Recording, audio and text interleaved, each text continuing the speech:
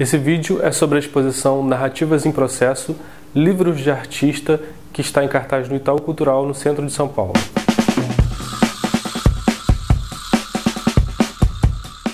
Eu tive a sorte de ver essa exposição duas vezes. A primeira vez foi quando eu fui especificamente para ver a exposição da Yoko Ono no Instituto Tomi Otaki e fiz um vídeo que está no link aqui. Aproveitei para passar no Itaú Cultural e vi o título da exposição em destaque, Livros de Artista. E aí fiquei esperançoso, porque eu gosto muito de livros de artista, faço livros de artista, gosto de livros de diários, de cadernos de viagem, de cadernos de anotações. E aí fui lá e, na verdade, percebi, chegando na exposição, que não exatamente se tratava desse conceito que eu já tinha de livro de artista.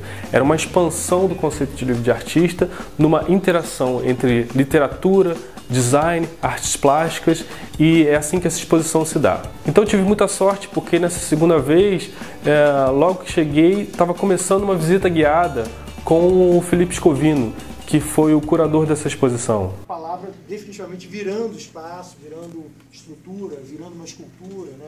Essa paginação que ganha uma outra forma, uma outra concepção.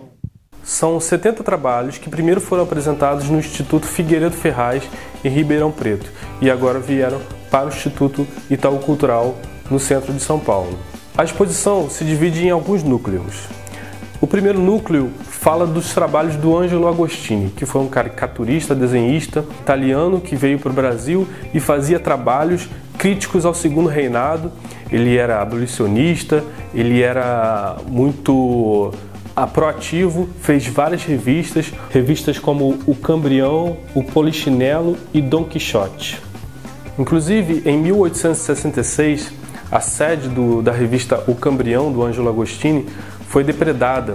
E isso aconteceu porque o Angelo Agostini tinha ideias progressistas para a época que eram abolicionistas, e ele criticava muito o clero e a elite escravocrata do Brasil. Então, esses trabalhos do Angelo Agostini estão entre as obras mais raras da exposição. E ver o trabalho do Angelo Agostini no século XIX é muito interessante, porque ele trabalha em cima da autossuficiência. Ele vem com um know-how de fazer revistas, faz uma revista independente, ele sozinho, claro que depois alguns colaboradores, com muitos desenhos, muito crítico. E eu fiquei pensando na nossa relação de produção de fanzines e depois agora na internet, né? Como que isso devia ser oneroso, dispendioso e não só monetariamente, de energia. Então o Angelo Agostini é um grande exemplo de proatividade, né, nas artes plásticas e na literatura. A exposição segue para outro núcleo que fala da associação 100 bibliófilos. Os 100 bibliófilos eram magnatas que em 1943 produziram e publicaram livros de união de grandes autores com grandes artistas plásticos da época. Então a gente pode ver trabalhos como Memórias Póstumas de Brás Cubas, de Machado de Assis, ilustrados por Cândido Portinari, Campo Geral, do Guimarães Rosa, pela Djanira, O Compadre de Ogum, de Jorge Amado, pelo Mário Cravo. E a exposição segue por gravuras, álbuns de gravuras, tem alguns cordéis também, e tem gravuras como do Trindade Leal, do Lazar Segal, do Aldo Bonadei, Antônio Bandeira, Sérvilo Esmeraldo, Di Cavalcante e alguns outros. Outro núcleo da exposição é o núcleo design gráfico, onde tem algumas capas de livros, ilustrações de livros também. Então a gente pode ver exemplares como do Flávio de Carvalho para o seu próprio livro Experiência número 2, ou o Flávio de Carvalho fazendo a capa do Cobra Norato do Raul Bopp, o Mayakovsky, feito pelos irmãos Campos, o Alienista do Machado de Assis, pelo Cândido Portinari e muitos outros.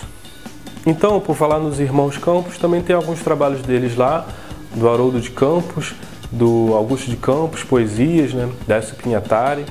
Então, fazendo uma relação entre a plasticidade das letras, das fontes, das palavras, dos espaços, nessa relação visual. Então, essa problematização do livro de artista vai para os livros objeto, do movimento concreto paulista dos anos 50, inclusive com trabalhos do Júlio Plaza, do próprio Augusto de Campos, que colocam a palavra além da página. O livro torna-se escultura, alcança uma tridimensionalidade. Tem também ali o trabalho Poemóbiles, de 1974, do Augusto de Campos, com o Júlio Plaza. Tem também o livro Jacomete, do Valtércio Caldas, que é uma espécie de caderno com alguns carimbos e uma estrutura de metal.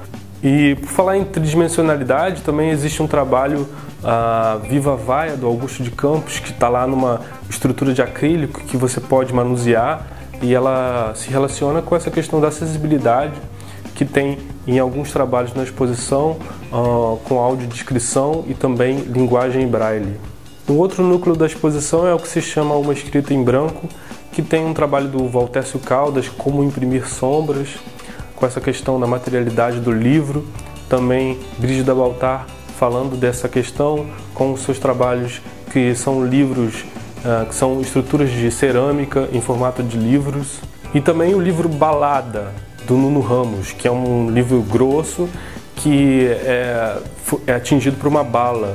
Então, para falar dessa questão, o livro não tem palavras, é um livro em branco, dessa questão do começo, da escrita, da intervenção, é um final, é uma coisa que se destrói. O núcleo Paisagens fala de experiências sensoriais que se deflagram através de efeitos de impressão gráfica. São trabalhos como, por exemplo, Memória Fotográfica, de Lúcia Mindlin, e Paisagismo, de Roberto Betônico. Então são 70 trabalhos que abarcam 150 anos de história de produção de livros de artista. Então, como nós vimos na exposição, essa noção de livro de artista, ela é ampliada de forma material e conceitualmente.